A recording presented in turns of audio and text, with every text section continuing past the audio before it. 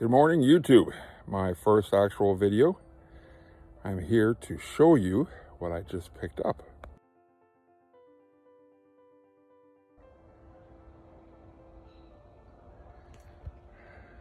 This is Big Red XP,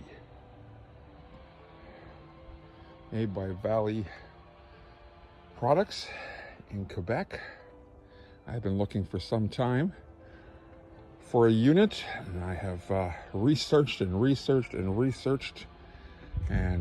so many great products out there, but this one just really sold me. So many well thought out features, very rugged design, full 24-foot frame, completely boxed, stainless steel bunk covers, lots of log braces, a roller set to move your lumber in and out. You can cut 2 logs at one time with this unit. Love the fact that it's already on a trailer frame and you don't have to take off the fenders to use the machine. Got lots of leveling jacks posts on it. They're all powered by Honda engines. This one is the 20 horse, and they have a very unique one action switch there that turns on your water, your throttle, but actually slides the engine into the belt so that there is no clutch to go bad. Now, I own a company that has several different engine powered equipment, and I know those clutches are not cheap, and this is a very simple fix to that situation. There's nothing goes wrong with pulleys, but you got leveling jacks in the middle to get left and right. You've got your leveling jacks on the front. I've just got it. I just rolled it out, haven't even started it. I got it from Daryl's chainsaws. Even gave me a full tank of fuel. I love also, it comes fully assembled and operational, unlike the many kits. It also includes your batteries. It's got the trailer kit. I love that you can remove the receiver from the front and put it to the back. So if you're on a tight bush trail, you can get it out. There's so many features. Like I said, I have not myself operated it yet. I've heard it run. Daryl showed me. So yes, so the engine's on a slide. When you pull the controls, engine slides, tightens the belts, and away you go. Your lubricant, your tensioner on your saw blade is right there, easy to do. Again, bulletproof Honda engines had many of those. It's got a safety brake, which you can activate to stop the system rapidly.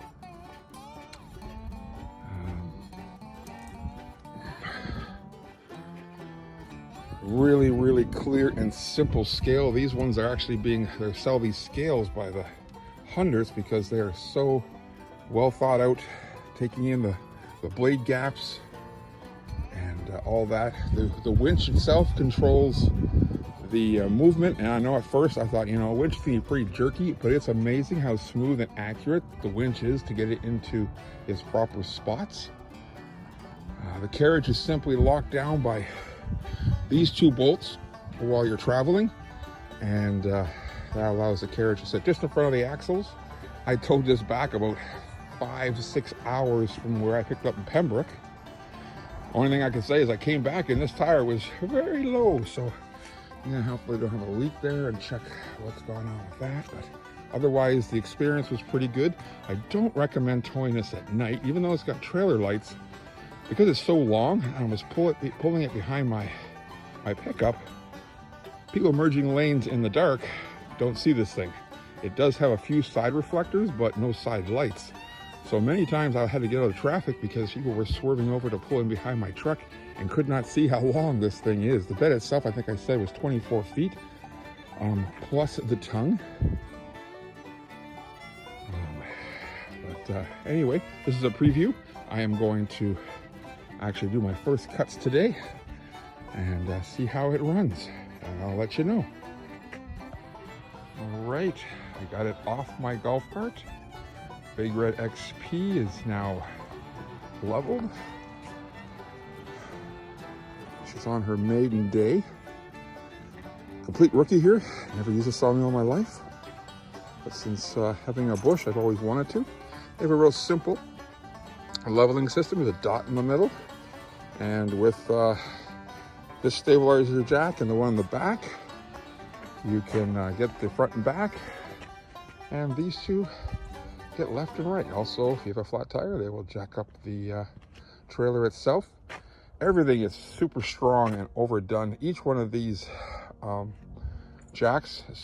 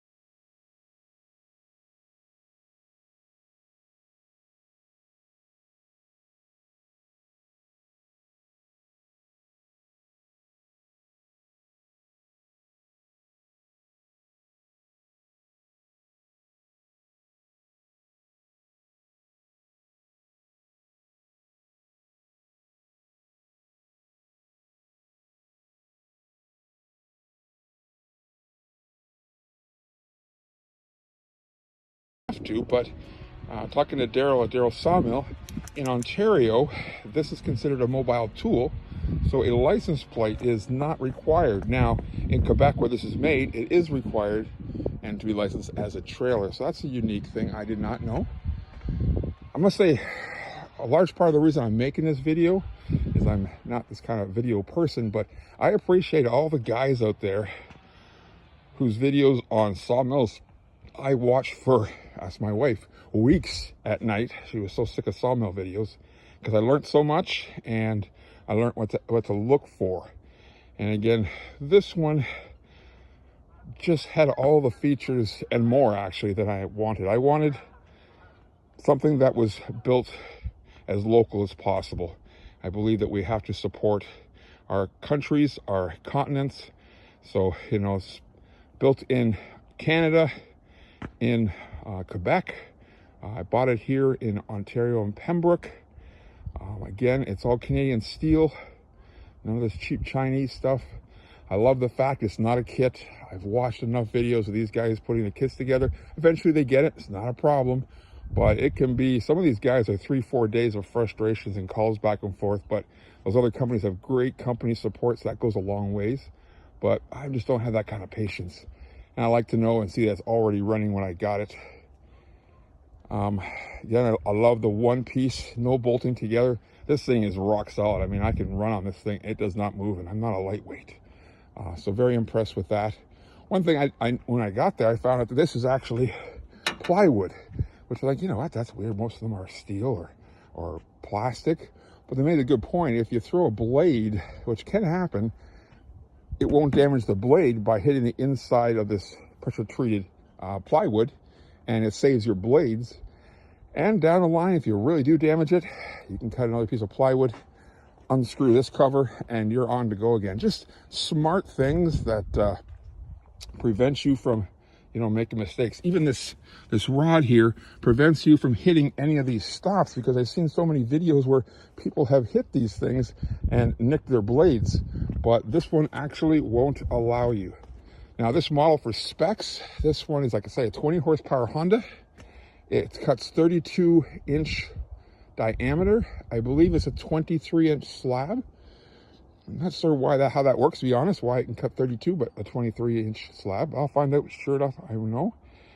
It'll take a 21-foot log from front to back, or you can cut 2 logs back and forth on this as well.